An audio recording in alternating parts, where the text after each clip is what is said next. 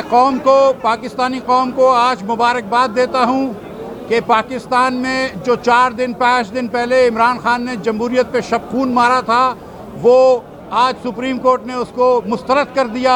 पाकिस्तान में जमहूरियत बहाल कर दी, पाकिस्तान में पार्लियामेंट बहाल कर दी और इंशाअल्लाह ताला परसों यही पार्लियामेंट इमरान खान को घर भेजेगी, शहबाज शरीफ को लेकर आएगी और पाकिस्तान को वो हुकूमत इंशाअल्लाह हम देंगे जो पाकिस्तानियों को चाहिए, जो पाकिस्तान चाहते हैं और जो पाकिस्तानी डिज़र्व करते हैं। पाकिस्तान को एक ईमानदार, काबिल और अच्छी हुकूमत देंगे जो इमरान खान 4 साल में नहीं दे चुका।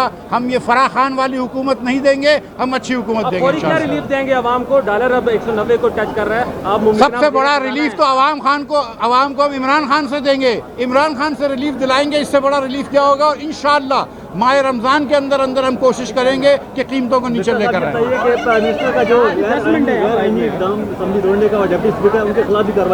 मैं समझता हूँ कि इनके खिलाफ कार्रवाई होनी चाहिए, लेकिन याद रखिए कि शहबाज शरीफ ने कहा है कि revenge is not part of my vocabulary. मेरी लुगत में बदले का वर्ड नहीं है।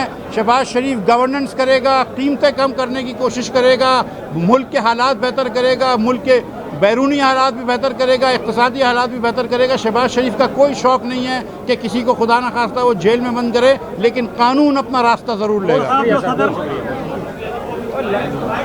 10 मिनट रहते हैं हेडलाइन को, 15 मिनट की हेडलाइन होगी। मसला क्या है कि बहुत सारे आ रहे हैं।